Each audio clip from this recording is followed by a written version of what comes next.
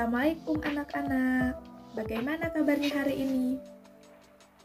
Alhamdulillah semuanya baik-baik aja ya. Nah, sebelumnya di sini Ibu akan absen dulu nih. Hadir semua ya, alhamdulillah. Nah, kalian di sini tahu gak lagu Naik-naik ke Puncak Gunung? Tahu semua kan? Nah, kalau tahu semua, sekarang ayo kita nyanyi bersama yuk.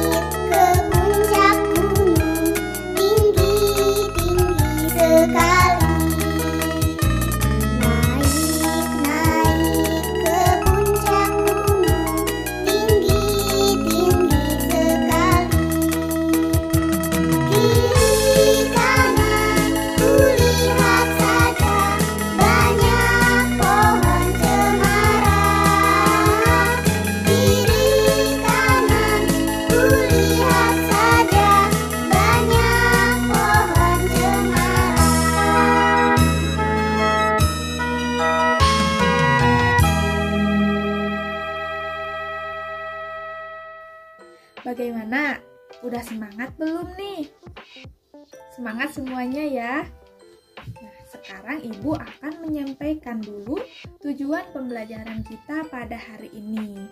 Yang pertama, dengan menyimak cerita pendek yang dipaparkan oleh guru, siswa dapat menemukan unsur-unsur dari cerita pendek dengan tepat. Kemudian, dengan menyimak cerita pendek yang dipaparkan guru, siswa dapat menemukan fungsi dari cerita pendek dengan tepat. Selanjutnya, dengan menyimak cerita pendek yang dipaparkan guru, siswa dapat menemukan struktur dari cerita pendek dengan tepat.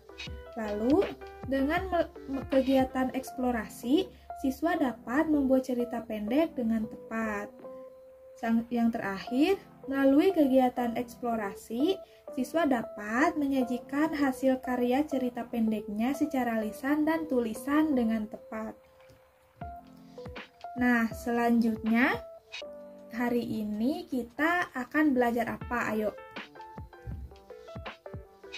Ya, jadi hari ini kita akan belajar tentang cerita pendek. Nah, anak-anak, sekarang Ibu akan bercerita. Kalian siap tidak mendengarkan cerita Ibu?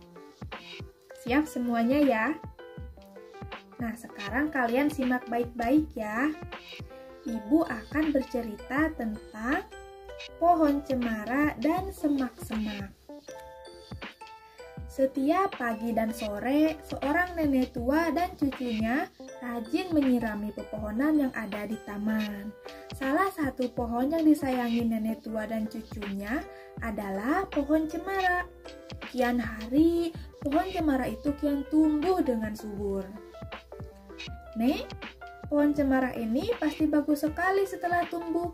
Dia akan memperindah taman kita, ucap si cucu. Iya sayang, jadi kamu harus lebih rajin merawat pohon-pohon ini ya, agar taman kita terlihat rapi dan indah, jawab si nenek. Bertahun-tahun kemudian, pohon cemara itu sudah semakin tinggi. Ia menghiasi rumah nenek tua dan cucunya. Nenek tua pun merasa sangat senang melihatnya. Dengan penuh kasih sayang, sang nenek dan cucu merawat pohon cemara dengan sangat hati-hati. Ternyata, selain pohon cemara, di taman nenek juga itu tumbuh semak-semak. Namun, semak-semak tersebut sedikit mengganggu tanaman-tanaman yang ada di sekelilingnya. Tanpa disiram pun, semak-semak selalu tumbuh dengan sendirinya. Makin hari, semak-semak makin menebal. Lalu di sekeliling pepohonan itu hampir semuanya ada semak-semak.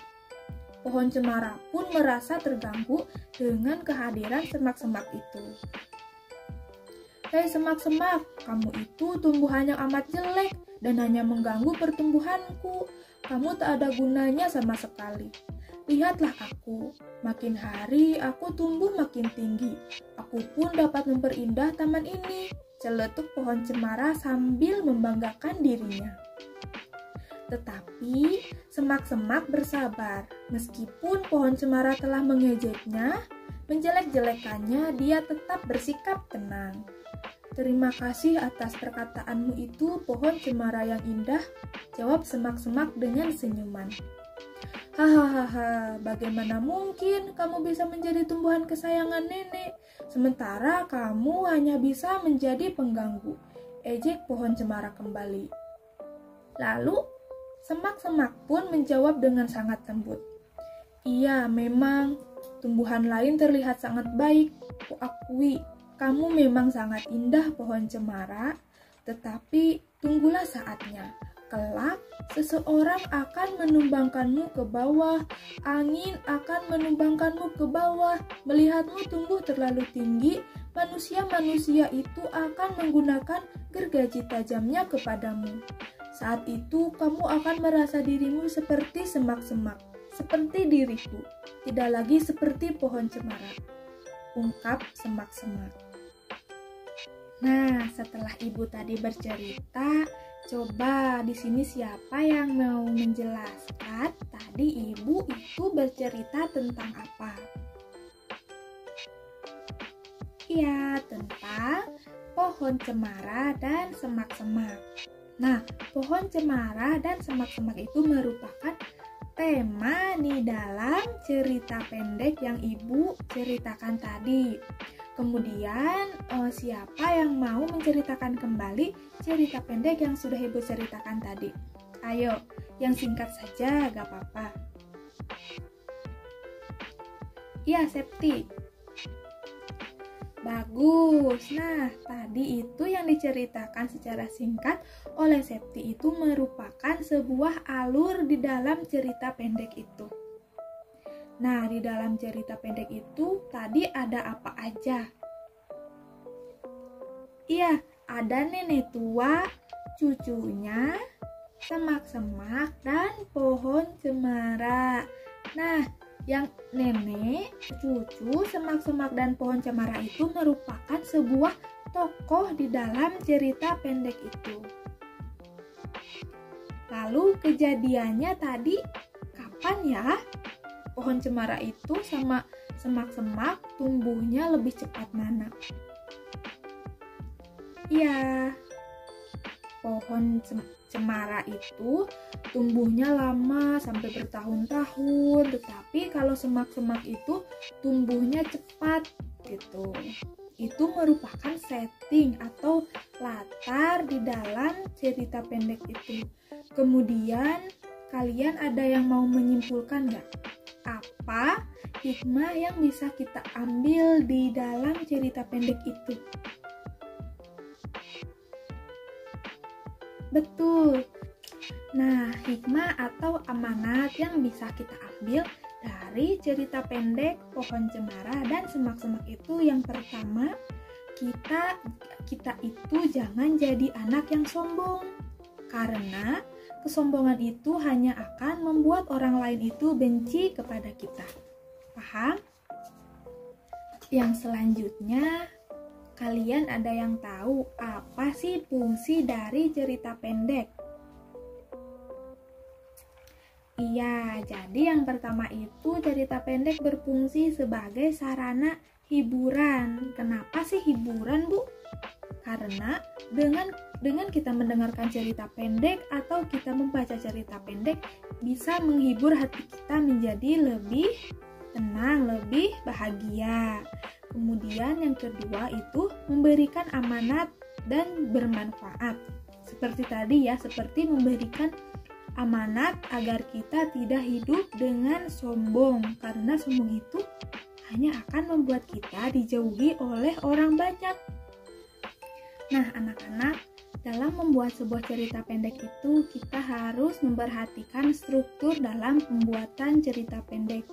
Jangan hanya membuat cerita pendek asal-asalan. Di sini Ibu akan menjelaskan struktur dari cerita pendek itu. Yang pertama ada abstrak. Apa sih abstrak itu? Nah, abstrak itu merupakan sebuah gambaran awal dari sebuah cerita pendek. Seperti tadi yang diceritakan Pohon Cemara dan Semak-Semak. Gambaran awalnya yaitu ketika menjelaskan suasana taman nenek yang ada berbagai macam pepohonan. Kemudian ada orientasi, menjelaskan suasana rumah nenek itu bagaimana, kemudian waktu nenek menyiram tanaman itu kapan.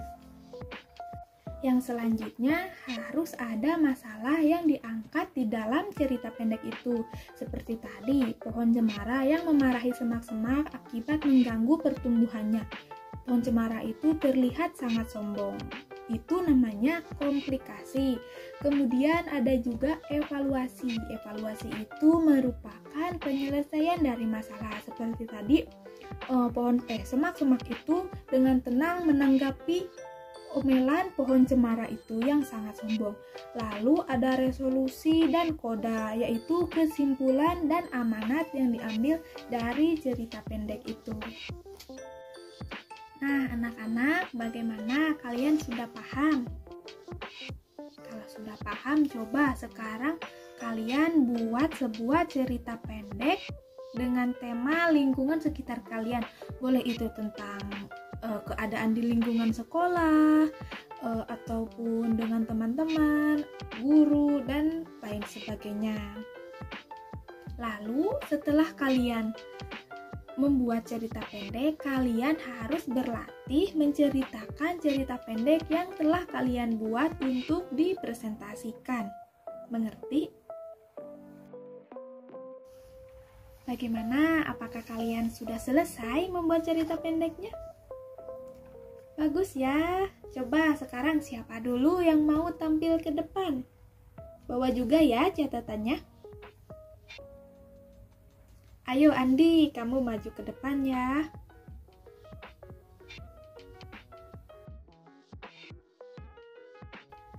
Wah, bagus ya Andi cerita pendeknya. Tepuk tangan semuanya. Coba siapa yang mau menyimpulkan amanat dari cerita pendek Andi tadi? Nah, cerita pendeknya tadi tentang ikan mas dan bebek. Betul, saling berbagi. Mereka itu saling berbagi makanan ya. Nah, jadi amanat yang bisa kita ambil itu, kita jangan pelit. Kita harus saling berbagi dengan sesama teman, dengan siapapun itu. Karena berbagi itu tidak akan membuat kita miskin. Paham? Coba selanjutnya siapa yang mau tampil? Oke Lala, maju ke depan. Bagus. Nah, jadi tadi Lala itu bercerita tentang aku dan sepatuku. Jadi Lala itu sangat menyayangi sepatunya sampai dia tidak mau kalau sepatunya itu kotor sedikit pun ya. Nah, coba amanatnya apa? Betul, jadi kita itu harus saling menyayangi sesama teman, sahabat, menyayangi hewan-hewan di sekeliling kita, menyayangi orang tua, dan banyak sebagainya. Wah, hebat-hebat ya, kalian semua sudah tampil. Tepuk tangan buat semuanya. Nah, sekarang bagaimana perasaan kalian setelah membuat cerita pendek? Senang, gembira, banyak manfaatnya. Nah, sekarang ayo kita simpulkan bersama-sama pembelajaran yang telah kita lakukan tadi. Ya, kita sudah membuat cerita pendek. Kemudian, kalian tahu struktur dalam membuat sebuah cerita pendek. Apa aja? Ya, betul. Abstrak, orientasi, komplikasi, evaluasi, resolusi, dan koda. Kemudian, kalian juga tahu unsur-unsur dalam cerita pendek. Apa aja? Betul, tema, alur, setting, tokoh, sudut pandang, dan amanat. Lalu kalian juga memahami makna atau fungsi dari cerita pendek. Yang pertama untuk hiburan, betul. Lalu untuk memberi kita amanat. Ya. Nah, sebelum pembelajaran ditutup, di sini ibu akan memberikan tugas untuk kalian kerjakan di rumah. Tugasnya yaitu kalian harus membuat sebuah cerita pendek dengan tema kalian dan keluarga kalian. Bagaimana, mengerti? Iya, bagus. Nah, anak-anak, pembelajaran kita pada hari ini dicukupkan sekian. Semoga kita bisa memetik manfaat dari cerita pendek tadi. Nah, untuk pembelajaran selanjutnya yaitu tentang pantun. Siap-siap ya kalian minggu depan. Ayo kita sekarang tutup pembelajaran. Coba siapa yang mau memimpin doa? Oke, bagus. Abdul, coba.